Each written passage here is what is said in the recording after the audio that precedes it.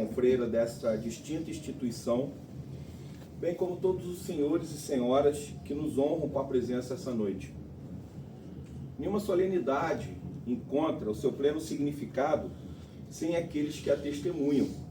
A presença dos senhores é a cor que completa a pintura, o sabor primeiro das refeições e a presença que dá sentido à canção. A todos o meu inicial e efusivo muito obrigado.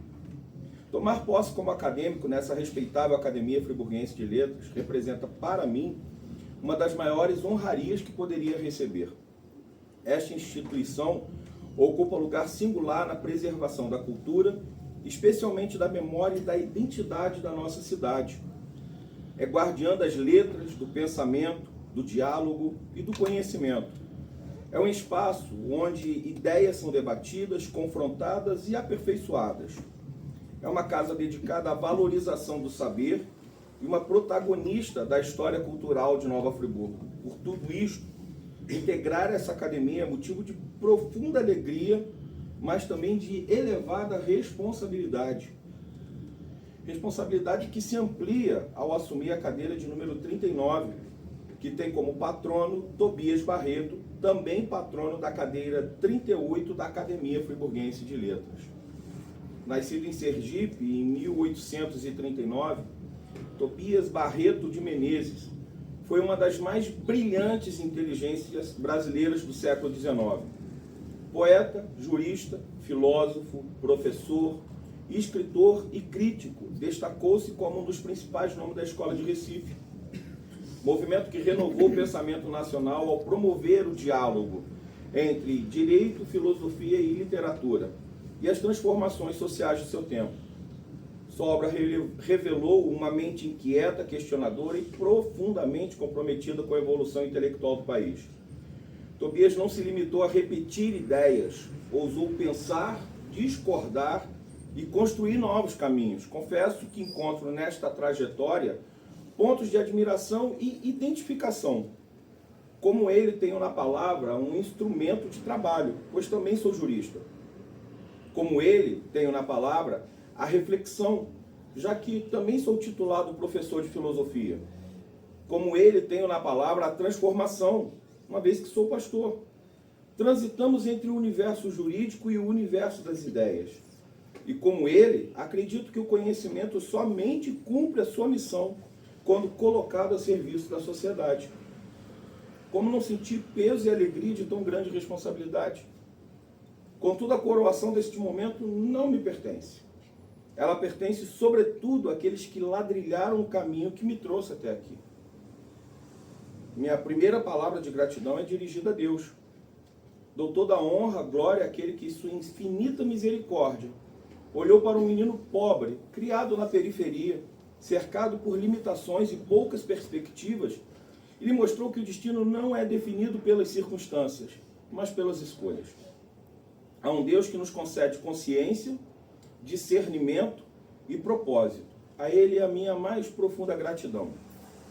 Cumpre-se a palavra que diz: o que os olhos não viram, o que os ouvidos não ouviram, e o que sequer subiu ao coração humano é o que Ele tem preparado para aqueles que o amam.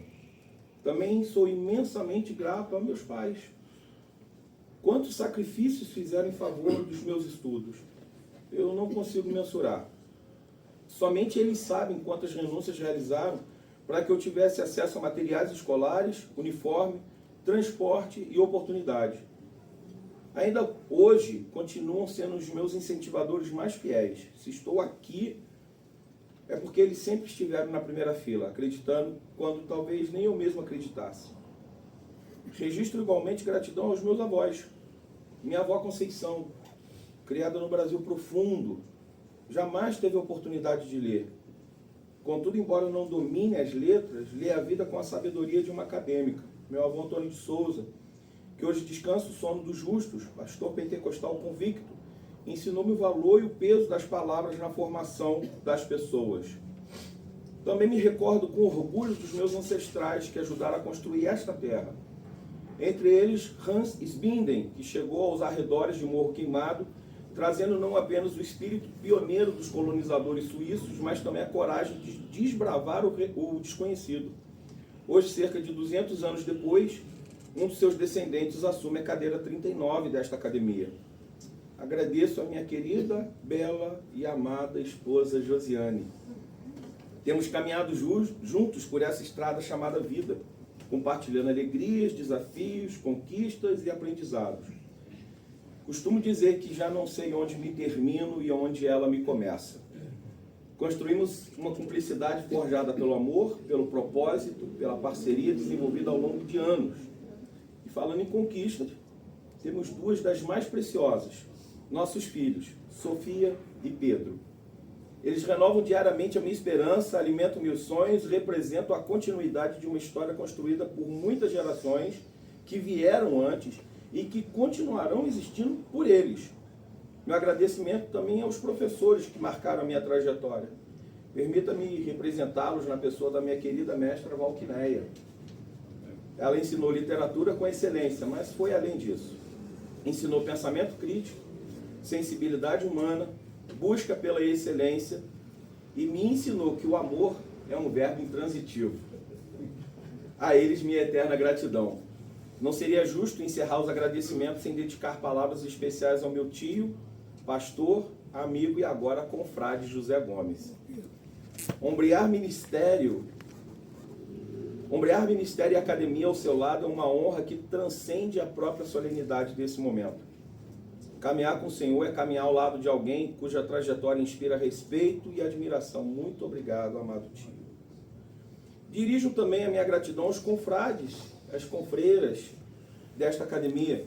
Receber-me entre os senhores é uma demonstração de generosidade que eu jamais esquecerei. Assumo essa cadeira com humildade de um neófito e com o compromisso de honrar a confiança que me foi concedida. As letras sempre fizeram parte da minha vida. Recordo-me com carinho da primeira palavra que reconheci fora do ambiente escolar. A cena permanece viva em minha memória. Eu acompanhava minha avó em um supermercado.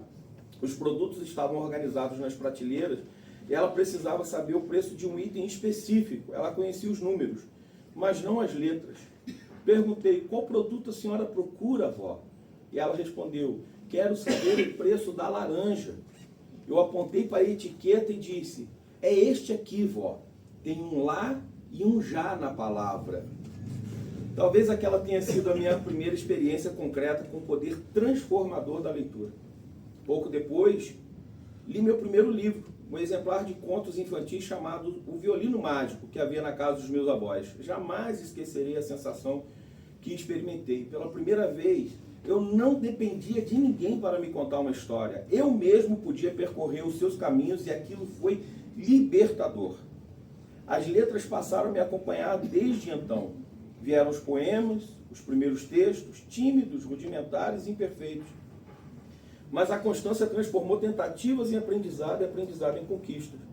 Foi assim que me deram propósito, as palavras me deram profissão, as palavras me deram vocação, as palavras me deram família e, de alguma forma, as palavras me trouxeram até aqui, esta noite. A missão permanece clara: semear conhecimento nestes tempos desafiadores. A inteligência artificial transforma a forma como produzimos conteúdo. O excesso de informação muitas vezes sufoca a reflexão. O individualismo ameaça os espaços de diálogo e de convivência. Ainda assim, mantenho a esperança. Acredito que o pensamento crítico continuará sendo indispensável. Acredito que a literatura continuará ampliando horizontes. Acredito que a cultura continuará aproximando pessoas. E acredito que o conhecimento continuará sendo uma das mais nobres ferramentas de transformação humana. Por isso assumo essa cadeira disposto a aprender e a colaborar e servir.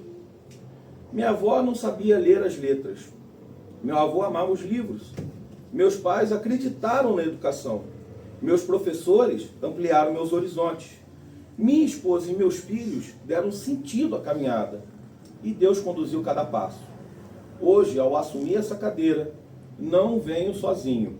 Venho acompanhado por todos aqueles que escreveram em minha vida palavras que eu ainda não sabia escrever. Que eu seja digno da herança que recebi. E que as letras continuem cumprindo a sua missão mais elevada. iluminar a mente, elevar o espírito e aproximar os seres humanos uns dos outros. A todos, meu muito obrigado.